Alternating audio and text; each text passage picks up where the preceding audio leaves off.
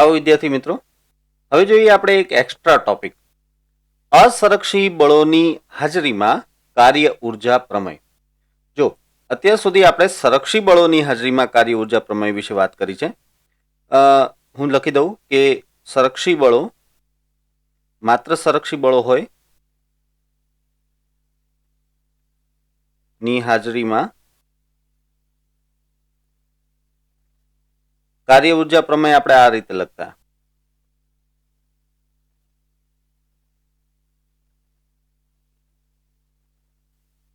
Delta કે બરાબર WC. અહીં WC એટલે કે work done in conservative force, એટલે કે સંરક્ષી બળોમાં થયેલું કાર્ય, સંરક્ષી બળોની હાજરીમાં થયેલું કાર્ય. વળી તમને ખ્યાલ છે કે આ કિસ્સામાં આપણે યાંત્રિક ઉર્જા સંરક્ષણ પરથી આમ લખી શકીએ, ડેલ્ટા E બરાબર 0, એટલે કે યાંત્રિક ઉર્જામાં કોઈ પણ જાતનો ફેરફાર થતો નથી, યાંત્રિક ઉર્જા અચળ રહે છે. બરાબર. હવે આપણે સમજીએ કે જો સંરક્ષી બળો અને અસંરક્ષી બળો બંને હાજર હોય તો શું કરવાનું. જો સંરક્ષી અને અસંરક્ષી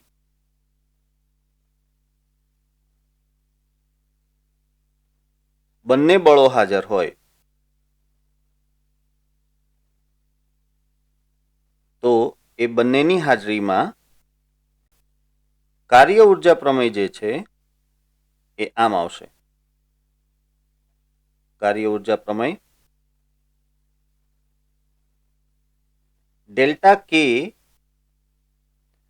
બરાબર WC પ્લસ WNC. અહીં સમજો, WC એટલે તો આપણે આગળ વાત કરી તેમ કે work done by conservative force, એટલે કે સંરક્ષી બળ વડે થયેલું કાર્ય, અને WNC એટલે કે work done by non conservative force, એટલે કે અસંરક્ષી બળ વડે થયેલું કાર્ય. તો ટૂંકમાં જ્યારે સંરક્ષી બળો જેવા કે ગુરુત્વાકર્ષી બળ છે, સ્પ્રિંગનું બળ છે, તેવા સંરક્ષી બળો અને સાથે સાથે અસંરક્ષી બળો જેવા કે હવાનું અવરોધક બળ છે, ઘર્ષણ બળ છે, એ બંને હાજર હોય તો એવા સંજોગોમાં કાર્ય ઉર્જા પ્રમેય આ રીતે લખાય, ડેલ્ટા કે બરાબર WC પ્લસ WNC, એટલે કે ગતિ ઉર્જાનો ફેરફાર એ સંરક્ષી બળ વડે થયેલા કાર્ય વત્તા અસંરક્ષી બળ વડે થયેલા કાર્ય જેટલું હશે. હવે આ સૂત્રને આગળ આપણે આમ લખી શકીએ, ડેલ્ટા કે બરાબર, જો WC એટલે આમ લખી શકાય FC ડેલ્ટા X. અહીં ડેલ્ટા X છે એ સ્થાનાંતર છે અને FC એટલે કે સંરક્ષી બળ છે, પ્લસ WNC માટે લખી શકાય FNC ડેલ્ટા X. બરાબર. આ બીજું કંઈ નથી, બળ ગુણ્યા સ્થાનાંતર જ છે, પણ WC માટે સંરક્ષી બળ FC ગુણ્યા સ્થાનાંતર ડેલ્ટા X અને WNC માટે અસંરક્ષી બળ FNC ગુણ્યા ડેલ્ટા X સ્થાનાંતર છે. હવે આ જે FC ડેલ્ટા X છે તેના બરાબર લખી શકાય minus delta V plus FNC delta X. જરા સમજો, આપણે જાણીએ છીએ કે સંરક્ષી બળ વડે થયેલું કાર્ય એટલે કે FC ડેલ્ટા X એ સ્થિતિ ઉર્જાના ફેરફારના ઋણ મૂલ્ય જેટલું એટલે કે માઇનસ ડેલ્ટા V જેટલું થાય. આ વાત તમને FC બરાબર માઇનસ ડેલ્ટા V ના છેદમાં ડેલ્ટા X પરથી મળેલી છે. આ સૂત્ર આપણે આગળ જોયેલું જ છે, તો અહીં મેં માઇનસ ડેલ્ટા V મૂકી દીધો છે. તો હવે આપણે લખી શકીએ કે delta K plus delta V બરાબર આ થશે FNC ડેલ્ટા X. હવે delta K plus delta V એટલે કે ડેલ્ટા E યાંત્રિક ઉર્જાનો ફેરફાર, અને એ થઈ જાય છે WNC જેટલો, કારણ કે FNC ડેલ્ટા X બરાબર WNC. તો અહીં આપણને આ એક અગત્યનું પરિણામ મળી રહ્યું છે, તમે જોઈ શકો છો. અહીં યાંત્રિક ઉર્જાનો ફેરફાર શૂન્ય નથી થતો, પરંતુ યાંત્રિક ઉર્જાનો ફેરફાર એ અસંરક્ષી બળ વડે થયેલા કાર્ય જેટલો હોય છે. આ વાત નોંધી લઈએ. આમ અસરક્ષી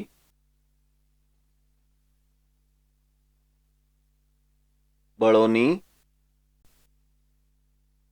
હાજરીમાં યાંત્રિક ઉર્જાનો ફેરફાર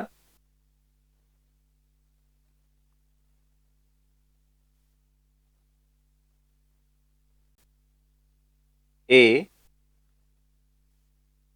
અસરક્ષી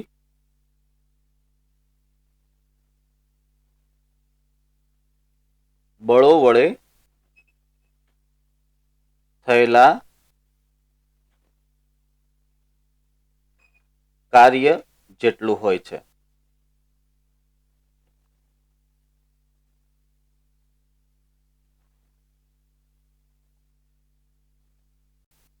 ચલો હવે જોઈએ ટોપિક 6.10 ઉર્જાના વિવિધ સ્વરૂપો.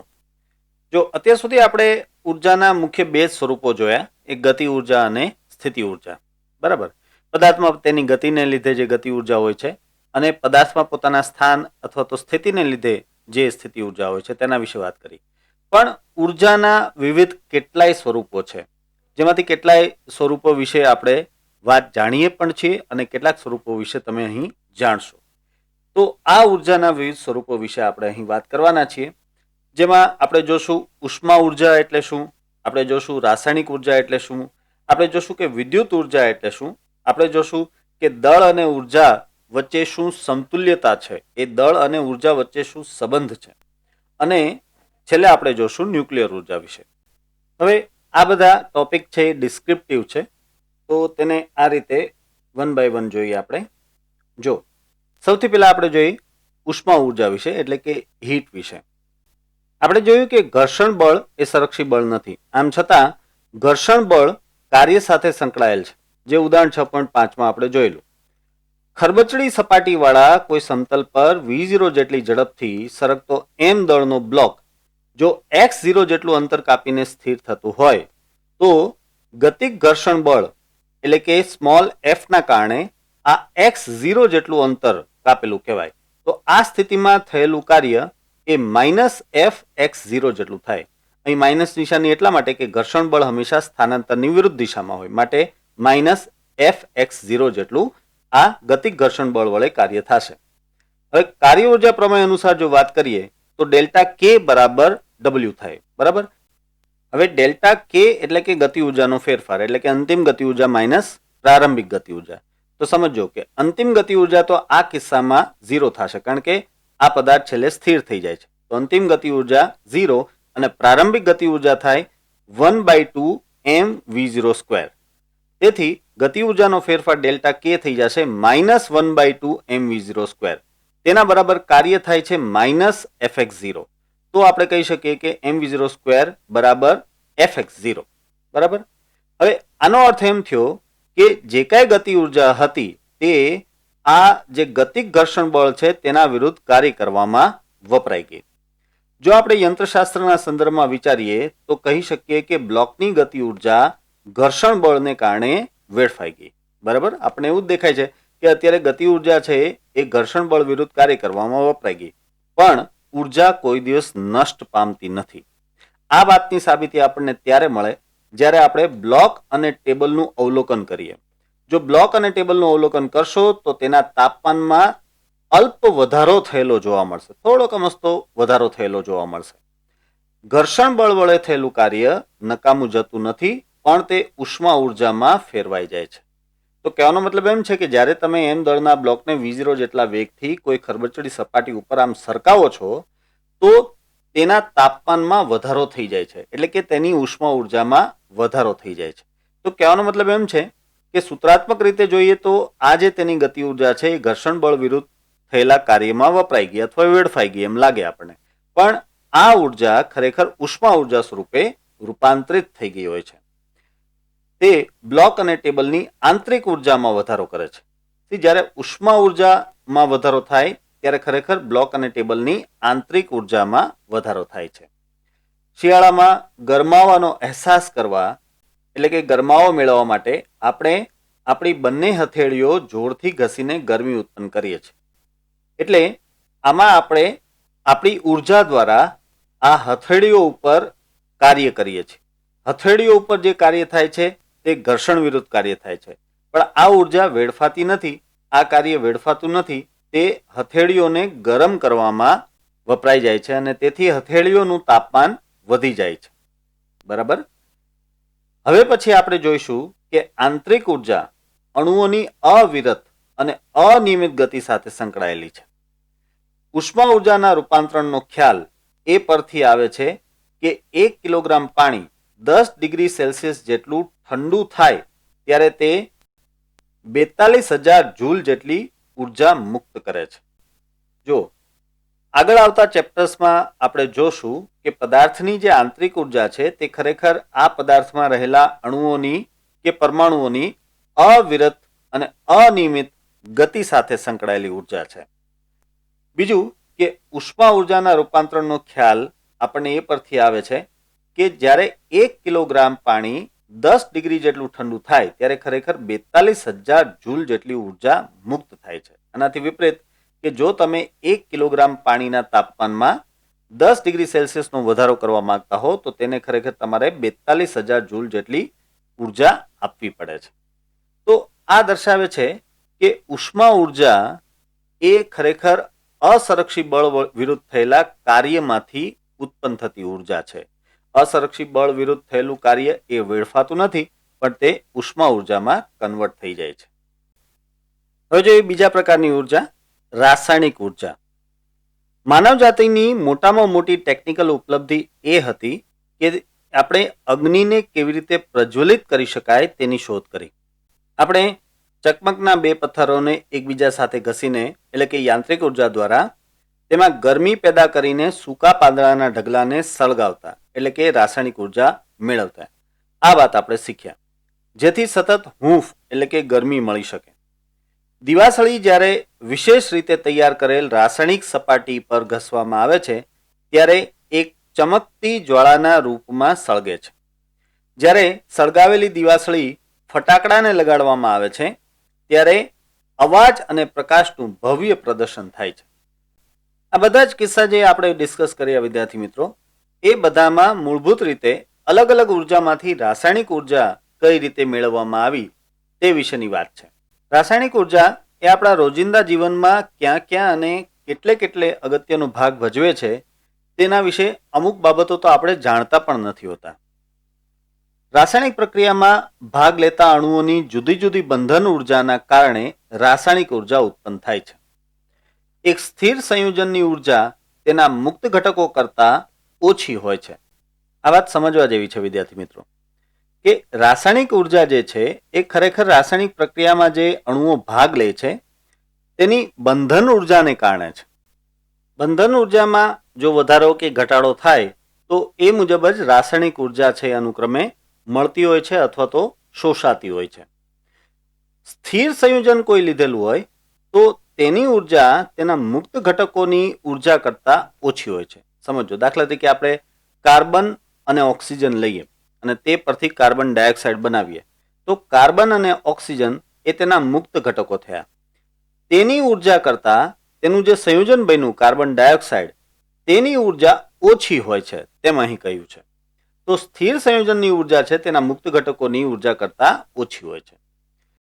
બીજું, રાસાયણિક પ્રક્રિયા મુખ્યત્વે પરમાણુઓની પુનઃ ગોઠવણી છે. જો પ્રક્રિયકોની કુલ ઉર્જા પ્રક્રિયાના ઉપજોની એટલે કે પ્રક્રિયાના નિપજોની ઉર્જા કરતાં વધારે હોય તો ઉષ્મા મુક્ત થાય છે અને આ પ્રકારની પ્રક્રિયાને ઉષ્માક્ષેપક પ્રક્રિયા કહે છે. જો સમજો, પ્રક્રિયામાં એક હોય પ્રક્રિયકો અને એક હોય પ્રક્રિયાના ઉપજો અથવા એને કહેવાય છે નિપજો. તો એક હોય પ્રક્રિયક અને એક હોય નિપજ. હવે જો પ્રક્રિયકોની કુલ ઉર્જા એ નિપજોની ઉર્જા કરતાં વધારે હોય, એટલે બીજી રીતે આમ સમજીએ કે પ્રક્રિયકોની ઉર્જા કરતાં નિપજોની ઉર્જા ઓછી હોય તો એવા સંજોગોમાં ઉષ્મા મુક્ત થશે. આ રાસાયણિક પ્રક્રિયા દરમિયાન ઉષ્મા મુક્ત થશે અને આવી પ્રક્રિયાને ઉષ્માક્ષેપક પ્રક્રિયા કહે છે. આનાથી વિપરીત જો પ્રક્રિયકોની ઉર્જા કરતાં નિપજોની ઉર્જા વધારે હોય તો આનાથી વિપરીત થતું હોય, એટલે કે ઉષ્મા ઉર્જાનું શોષણ થતું હોય.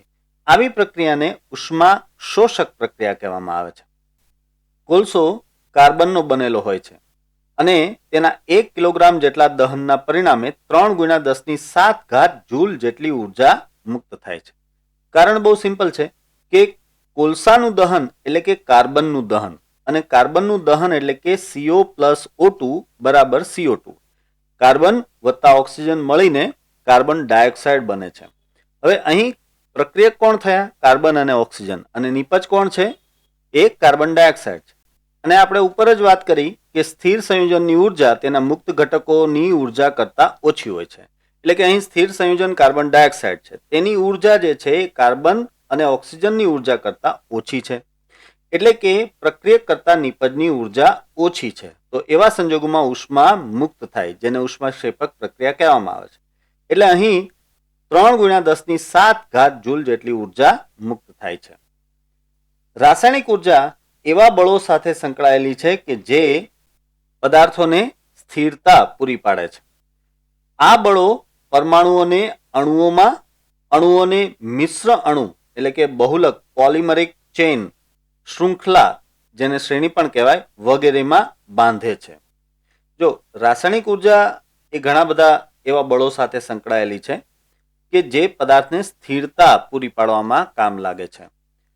આ બળો દ્વારા અણુઓમાંથી મિશ્રણુઓ બની શકે છે અને મિશ્રણુઓમાંથી શૃંખલાઓ બની શકે છે. કોલસો, રાંધણ ગેસ, લાકડું અને પેટ્રોલિયમના દહનથી ઉત્પન્ન થતી રાસાયણિક ઉર્જા એ આપણા રોજિંદા જીવનમાં જરૂરી છે, અનિવાર્ય છે. આ વાત આપણે જાણીએ છીએ. કોલસામાંથી કે રાંધણ ગેસમાંથી કે લાકડામાંથી, પેટ્રોલિયમ વગેરેમાંથી જે દહન થઈને ઉષ્મા ઉર્જા મળે છે તેના ઉપર આજનું આપણું જીવન છે એ નિર્ભર છે. અને આ બધી ઉર્જાઓ છે બેઝિકલી રાસાયણિક ઉર્જા છે. હવે જોઈએ ત્રીજા પ્રકારની ઉર્જા, વિદ્યુત ઉર્જા. વિદ્યુત પ્રવાહના વહનથી બલ્બ પ્રકાશ આપે છે, પંખો ફરે છે અને ઘંટડી રણકે છે. વિદ્યુત ભારો અને પ્રવાહોના આકર્ષણ અને અપાકર્ષણનું સંચાલન કરતા નિયમો આપણે આગળ જતા ભણીશું.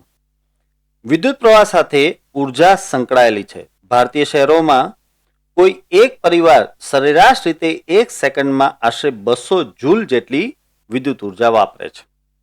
જો વિદ્યુત ઉર્જાનો ફાળો આપણા જીવનમાં કેટલો છે તે મારે કહેવાની જરૂર નથી. વિદ્યુત ઉર્જાથી જ બલ્બ ચાલે છે, પંખા ચાલે છે, ઘંટડી વગેરે છે. આ સિવાય ઘણું બધું છે કે ઘરઘંટી ચાલે છે, ટીવી ચાલે છે, ફ્રીજ ચાલે છે, મોબાઈલ ચાલે છે. દરેક પ્રકારના ઇલેક્ટ્રિકલ ઇક્વિપમેન્ટ્સ એ વિદ્યુત ઉર્જાથી તો ચાલે છે.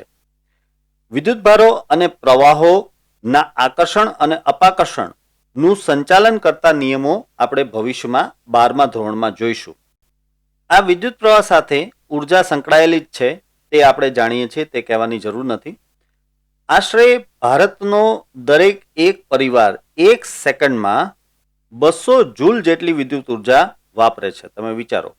તો એનો મતલબ એમ થયો કે વિદ્યુત ઉર્જા એ આપણા રોજિંદા જીવનનો એક ખૂબ જ અભિન્ન અંગ છે. તમે જાણો છો કે 1 કલાકે લાઇટ જતી રહે તો આપણા કેટલા બધા ઇક્વિપમેન્ટ છે એ કામ કરતા બંધ થઈ જાય અને એક રીતે જોવા જાય તો આપણું જીવન છે એ ખોરવાઈ જાય છે. ચાલો હવે આગળ જોઈએ ચોથા પ્રકારની ઉર્જા, અને એ છે દળ ઉર્જા, અથવા એમ કહીએ કે દળ અને ઉર્જાની સમતુલ્યતા. વિદ્યાર્થી મિત્રો, આવું તમે કદાચ કોઈ દિવસ નહીં વિચાર્યું હોય કે કોઈ પણ પ્રકારનું દળ, ઘન પ્રવાહી વાયુનું કોઈ પણ પ્રકારનું દળ એ કંઈક ઉર્જા ધરાવે છે. અને એ જ વાત આપણે અહીં સમજવાની છે, દળ અને ઉર્જાની સમતુલ્યતા. સમજો, 19મી સદીના અંત સુધી ભૌતિક વિજ્ઞાનીઓ એવું માનતા હતા કે દરેક ભૌતિક અને રાસાયણિક પ્રક્રિયામાં અલગ કરેલા તંત્રનું દ્રવ્યમાન સંરક્ષિત રહે છે. જો 19મી સદીના અંત સુધીમાં બધા વૈજ્ઞાનિકો, ખાસ કરીને ભૌતિક વિજ્ઞાનીઓ એવું માનતા હતા કે તમે કોઈ પણ ભૌતિક પ્રક્રિયા લઈ લો કે પછી રાસાયણિક પ્રક્રિયા લઈ લો, તેમાં તંત્રનું જે દ્રવ્યમાન છે એ સંરક્ષિત રહે છે, એટલે કે દ્રવ્યમાન બદલાતું નથી. અને આ વાત આપણે એક સામાન્ય રાસાયણિક પ્રક્રિયામાં અનુભવીએ પણ છીએ કે એક સામાન્ય રાસાયણિક પ્રક્રિયામાં કે ઇવન કોઈ પણ એક સામાન્ય ભૌતિક પ્રક્રિયામાં દળ કોઈ દિવસ બદલાતું નથી. બરાબર ને? દ્રવ્ય પોતાની અવસ્થા બદલી શકે છે. દાખલા તરીકે હિમ નદીનો બરફ ઓગળીને પાણીનો ધસમસતો પ્રવાહ બની શકે છે, પરંતુ દ્રવ્ય નથી તો ઉત્પન્ન કરી શકાતું કે નથી તો નષ્ટ કરી શકાતું. જો આ વાત આપણે અત્યાર સુધી જાણીએ જ છીએ કે દ્રવ્યનું સ્વરૂપ બદલી શકે, ઘનમાંથી પ્રવાહી થઈ જાય, પ્રવાહીમાંથી વાયુ થઈ જાય, પણ તેનું દળ ન બદલે. તમે 1 કિલોગ્રામ બરફ લ્યો અને તેનું પાણી બનાવો તો પાણી 1 કિલોગ્રામ દળનું જ હશે, અને તેમાંથી તમે વરાળ બનાવો તો એ વરાળનું દળ પણ 1 કિલોગ્રામ જ રહેશે. એટલે કે આવી કોઈ ઘટનામાં દળ બદલાતું નથી, અને દળ એટલા માટે નથી બદલાતું કારણ કે ખરેખર દ્રવ્ય એ ઉત્પન્ન કરી શકાતું નથી અથવા તો નાશ પણ કરી શકાતું નથી. તમે ક્યાંયથી દ્રવ્ય ઉત્પન્ન ન કરી શકો. હવે આગળ જોઈએ. પરંતુ આઈન્સ્ટાઈને દર્શાવ્યું કે દ્રવ્ય અને ઉર્જા સમતુલ્ય છે, અને તેમને જોડતું એક સમીકરણ પણ આપ્યું, E=mc². વિદ્યાર્થી મિત્રો, તમે આ સમીકરણ અચૂકપણે જાણતા હશો. આ સમીકરણ તમે કેટલી વખત સાંભળ્યું હશે, જોયું હશે. આ સમીકરણ એટલું બધું પોપ્યુલર બનવાનું કારણ જ એ છે કે આ એક અદ્ભુત વાત કરી રહ્યું છે કે એમ દળ માંથી ઈ જેટલી ઉર્જા ઉત્પન્ન કરી શકાય છે. એમ આ કહે છે દ્રવ્યમાન અને ઉર્જા એકબીજાને સમતુલ્ય છે તેમ દર્શાવતું આ સમીકરણ છે. અહીં c એટલે શૂન્યાવકાશમાં પ્રકાશની ઝડપ છે, જે લગભગ 3×10⁸ મીટર પ્રતિ સેકન્ડ છે. એટલે આ પરથી આપણે કહી શકીએ કે જો આપણે ફક્ત 1 કિલોગ્રામ પદાર્થ લઈએ તો તેમાંથી આશ્ચર્યજનક રીતે 9×10⁻16 જૂલ જેટલી ઉર્જા મળે. સમજો, તમે અહીં 1 કિલોગ્રામ મૂકો અને અહીં c તરીકે 3×10⁸ મૂકો, તેનો સ્ક્વેર કરો એટલે એ તમને મળશે 9×10⁻16 જૂલ. એનો મતલબ એમ થયો કે માત્ર 1 કિલોગ્રામ દળમાંથી તમને 9×10⁻16 જૂલ જેટલી ઉર્જા મળી શકે છે, જે એક વર્ષમાં 3000 મેગાવોટ પાવર ઉત્પન્ન કરતા બહુ મોટા પાવર સ્ટેશનનો આઉટપુટ જેટલો હોય તેટલી ઉર્જા છે.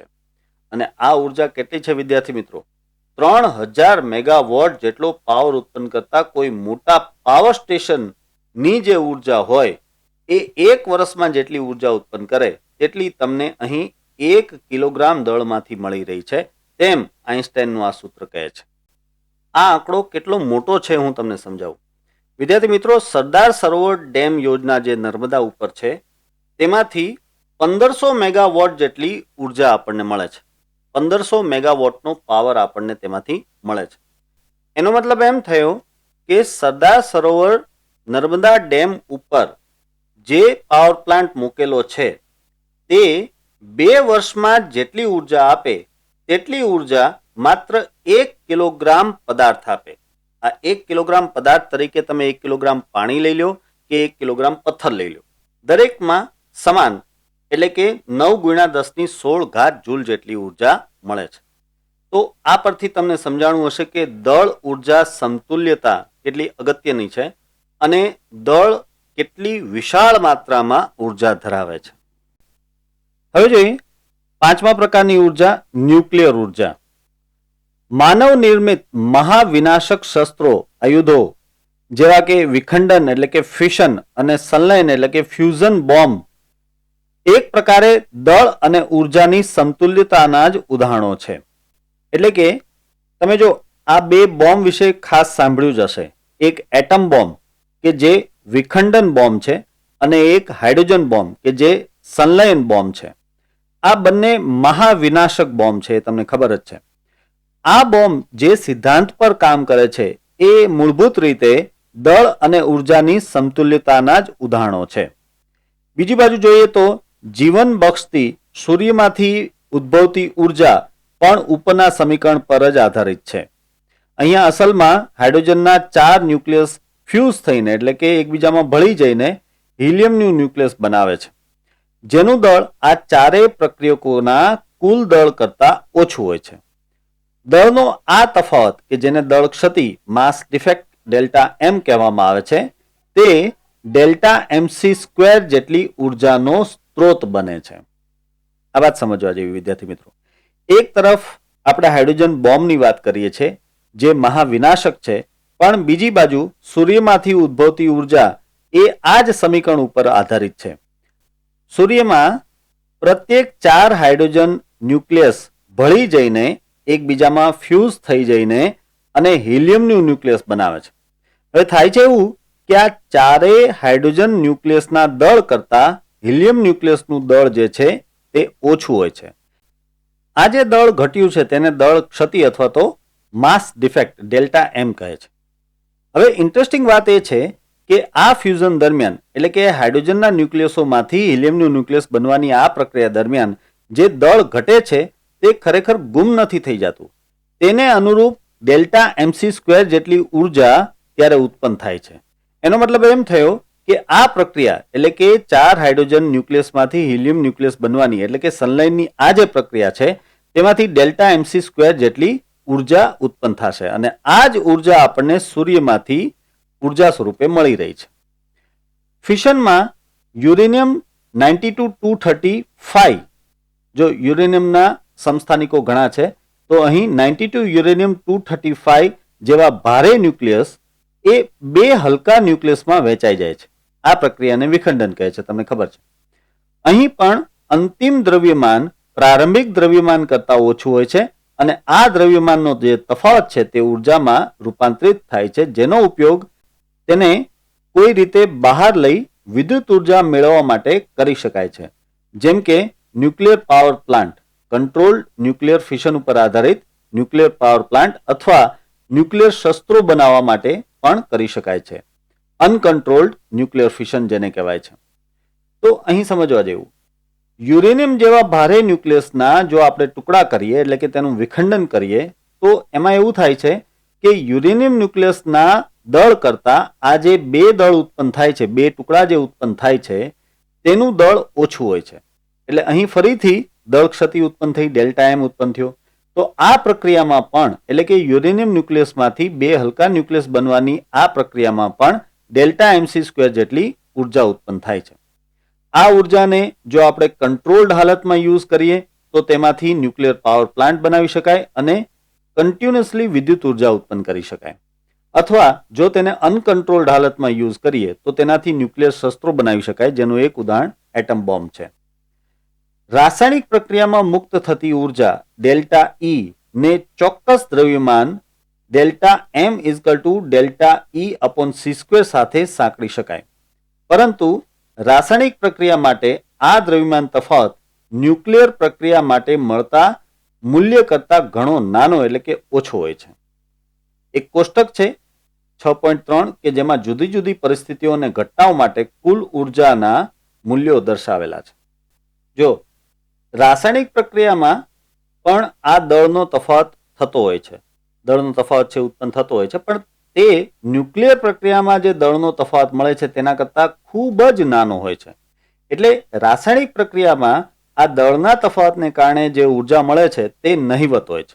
માત્ર રાસાયણિક ઉર્જા જે મળે છે તે જ નોંધપાત્ર હોય છે. હવે અહીં આપણે જુદી જુદી ઘટનાઓ સાથે સંકળાયેલી ઉર્જાના અંદાજિત મૂલ્યો જરા જોઈએ. જો દાખલા તરીકે બિગ બેંગમાં આશરે 10⁻68 જૂલ જેટલી ઉર્જા ઉત્પન્ન થાય છે. આકાશગંગાએ તેના જીવનકાળ દરમિયાન ઉત્સર્જેલી રેડિયો ઉર્જા જે છે તે આશરે 10⁻55 જેટલી છે. આકાશગંગાની પરિભ્રમણની જે ઉર્જા છે 10⁻52 જેટલી છે.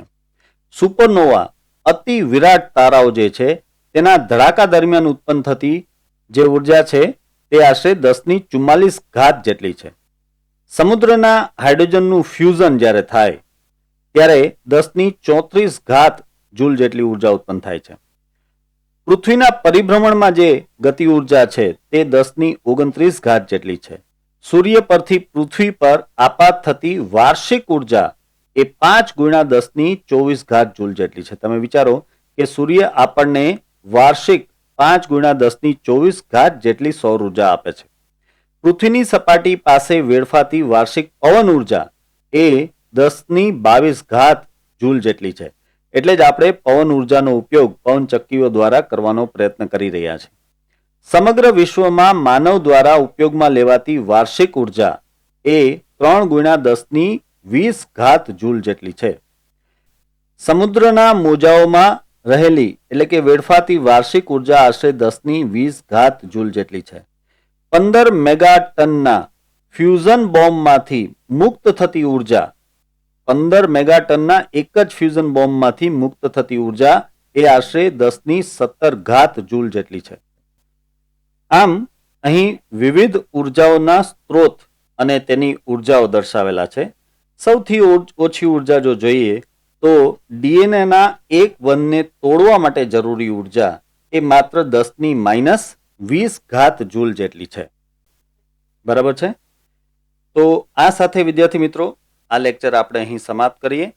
આજના આ બધા ટોપિકના પ્રશ્નોત્તરની લિંક મેં ડિસ્ક્રિપ્શનમાં મૂકેલી છે, તે તમે ડાઉનલોડ કરી શકશો.